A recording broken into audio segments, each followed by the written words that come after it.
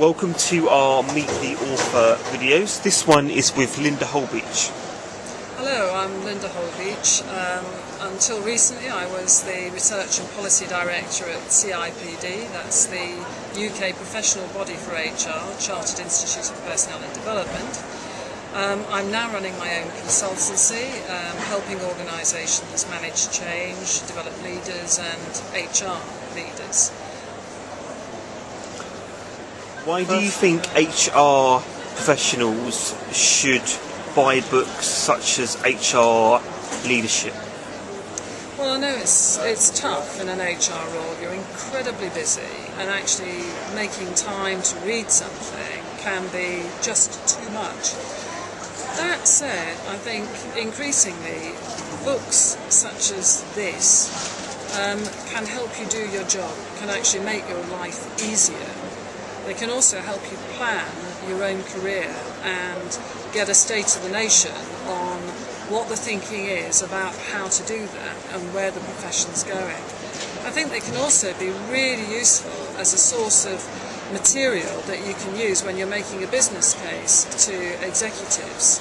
So from the point of view of if you want to help yourself, then getting books like this is one way to do it. A good way to do it. What are the three key benefits of HR leadership for a HR professional? I think there are great benefits really in having an overview of where the profession is going. I think particularly if you're in the middle of your career and wondering what the next step is, HR leadership will, I believe, provide the right kind of pointers as to how to develop your career. I also think it's useful to hear from real live practitioners who have experienced some major challenges and issues and managed them as leaders. So to have a few role models is really good. And I suspect that given that the field of HR is changing so fast, navigating your way through all the ways in which you need to develop can be very complicated. I believe that my book will help people really get a feel for the direction they want to travel in. Which HR leader do you most admire and why? Oh golly, there are too many to mention. I've put quite a few of the people I admire in my book, and I've really tried to highlight why I rate them so highly for different reasons. I guess overall, in terms of HR leadership, the person I admire the most is Dave Ulrich. I think he has done a fantastic job in helping HR transform itself and raise its game.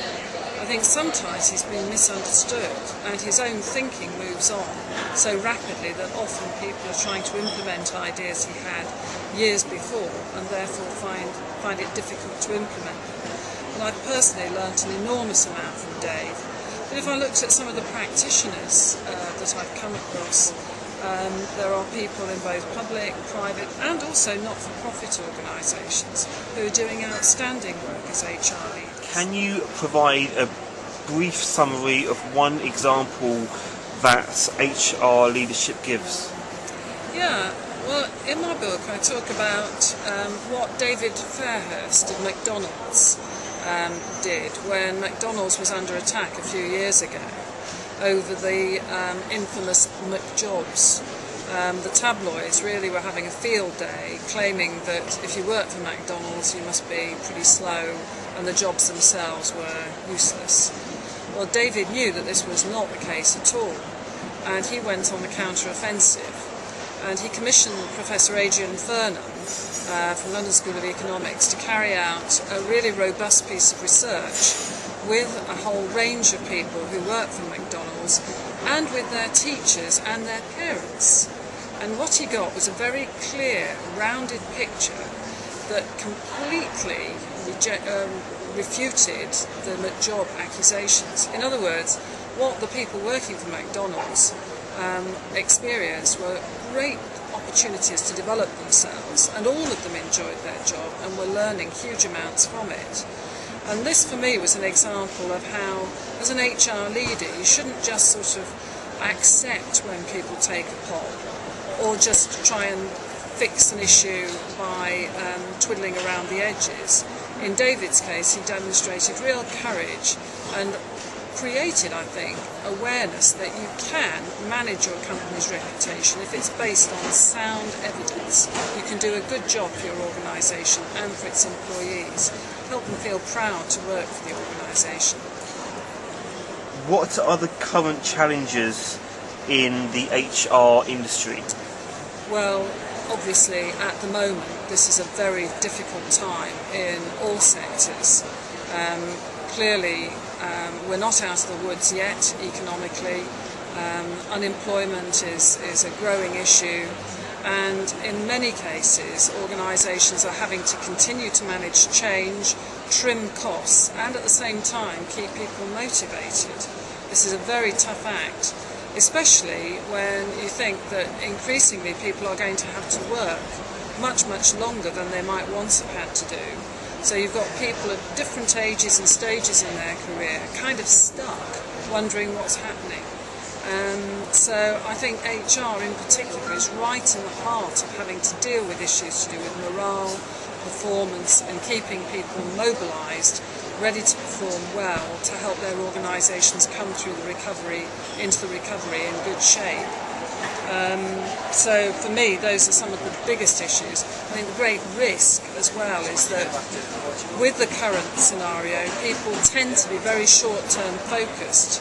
And when you're very short-term focused, if you're not careful, you can undermine your ability to recover if you cut where you shouldn't be cutting. So HR, again, is right at the centre of those decisions about where and how things get addressed.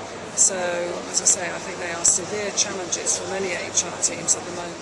What are the 3 key benefits to your other recent book, Aligning Human Resources and Business Strategy? Well, I think what I hope is complementary about the Aligning HR and Business Strategy book to the HR Leadership book is that whereas in HR leadership I'm focusing on where the profession is going and who is in a leadership role in HR now, and getting a shared picture with them of what's likely to happen. In Aligning HR, I'm focusing on what are the big strategic challenges for HR now and just a few years from now, and how do you go about addressing those challenges? What are the kinds of policies and practices that HR needs to be delivering to its organisation in order to really contribute to its success both now and tomorrow? So for me, aligning is about the what, the how and the why of HR. HR leadership is about the who of HR and what next for HR. And are there any other comments or points of interest that a potential book purchaser would want to know? Today's organisations are going through a period of massive transformation, especially in the light of the economic crisis, but it was happening anyway. Nowadays, you're only as successful as a business as you've got a good brand. And if you've not got a good brand, it tends to be reflected in how employees think about you.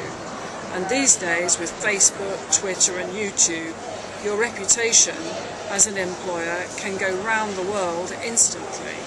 HR is right at the heart of making sure that organisations are places that people want to work for, and also that they are doing the right things, that they have good governance. And for me, that's what's so exciting about HR leadership. This is more than adding value, it's creating value for organisations by providing them with a sustainable basis for competitive advantage.